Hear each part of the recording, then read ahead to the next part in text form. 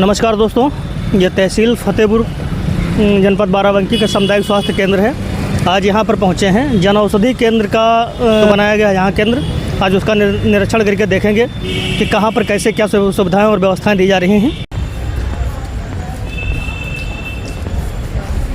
ये जन औषधि केंद्र का यहाँ पे ये विंडो बनाया गया है सामुदायिक स्वास्थ्य केंद्र फतेहपुर में। और जहाँ सुनने में मिला है कि एक चैम्बर के अंदर 3-3 डॉक्टर बैठते हैं यहाँ, और इसी हॉस्पिटल की बिल्डिंग को खाली करके ये जन औषधि का चैम्बर बनाया गया है। और जबकि इसका एक फ़ंड अलग से आता है। आज अभी यहाँ के अधीक्षक से जानकारी करते हैं कि वो फंड आया है या नहीं आया है। विंडो बनाया गया है, किस परिस्थिति में विंडो बनाया गया तत्काल प्रभाव से। और ये जानकारी हुई है कि यहाँ के डॉक्टर जो है एक चैम्बर में 3-3 लोग बैठते हैं।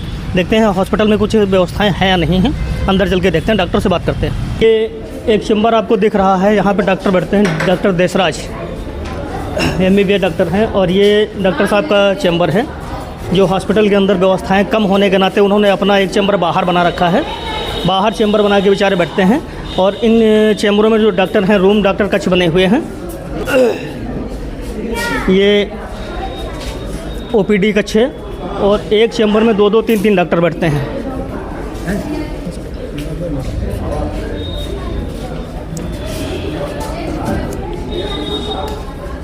ये है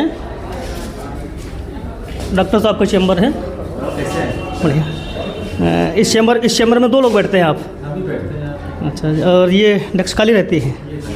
अच्छा,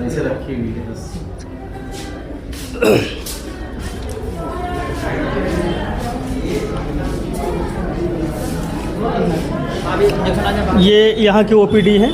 यहाँ पे इमरजेंसी में पेशेंट एडमिट किए जाते हैं। भैया आपको क्या दिक्कत थी?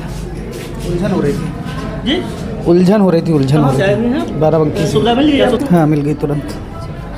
ये है बाराबंकी के भाई साहब हैं, इनको उलझन हो रही थी। इनको दिखाए हैं कि कौन से डॉक्टर साहब देखे आपको? 11 नंबर वाले। कुछ रिलीफ है आपको? हाँ, रिलीफ है। अभी तो इंजेक्शन लगा देखते हैं।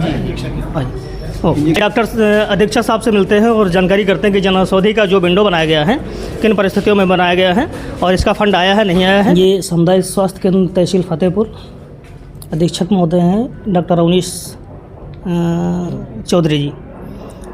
यहाँ पे जो जन औषधि केंद्र बना है इसके बारे में कुछ जानकारी चाह रहे हैं।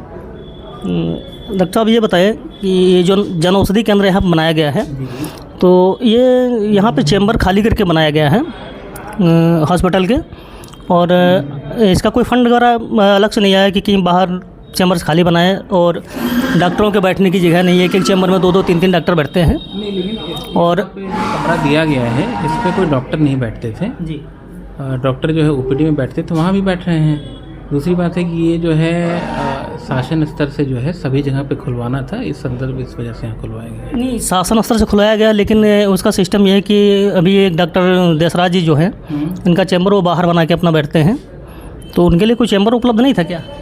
नहीं, तो चैम्बर तो उधर है ही, जहाँ चैम्बर है वहाँ पे डॉक्टर बैठ ही रहे हैं। हमारे पास 4 चैम्बर हैं, उसमें डॉक्टर बैठ रहे हैं, और यहाँ पे पहले भी डॉक्टर नहीं बैठते थे। नहीं, इसका कोई फंड वगैरह कितना फंड आया हो लगभग जानकारी? इसका कोई फंड नहीं है। फंड नहीं है। ये है डॉक्टर साहब बता रहे हैं कि जन औषधि केंद्र के खुलने का यहाँ कोई फंड नहीं आया है, अलग से बन के नहीं खुल सकता है। और जो डॉक्टर लोग बैठते हैं इनके पास चैम्बर पर्याप्त हैं। और ये डॉक्टर देसराज जी जो बाहर अपना बैठते हैं, तो क्या रीज़न है बाहर जो बैठते हैं? नहीं, ये चैम्बर तो पहले से बना हुआ है, और बाकी पर्याप्त हमारे पास आगे की तरफ OPD के लिए 3 कमरे हैं, पीछे महिला के लिए 1 कमरा है, तो लगभग कमरा तो हमारे पास पर्याप्त है। नहीं, तो कारण पूछ रहे हैं कि बाहर क्यों बैठते हैं? आपके संरक्षण में बाहर क्यों बैठते हैं? नहीं, हमारे संरक्षण में बाहर नहीं बैठे, अस्पताल में ही है। अब वहाँ पे पहले से वो बैठ रहे हैं, किस परिस्थिति में बैठ रहे हैं, बाकी उसमें जो है। तो आप मुखिया हैं हॉस्पिटल के, तो आपको जानकारी होनी चाहिए। चैम्बर हमारे पास पर्याप्त है, चैम्बर में तो हमको नहीं लगता भी कोई। जो चैम्बर खाली करके इसमें जन औषधि केंद्र बनाया गया है, तो इसमें पहले से कुछ ना कुछ तो रहा होगा कि खाली पड़ा था? नहीं, इसमें सामने जो है बाबूजी का कमरा था, वो जो है हमको दूसरे कमरे में शिफ्ट कर दिया गया है। चलिए, जैसा बताया है कि वो कमरा खाली था पहले से, तो उसमें शिफ्ट किया गया जन औषधि केंद्र। चलिए, धन्यवाद।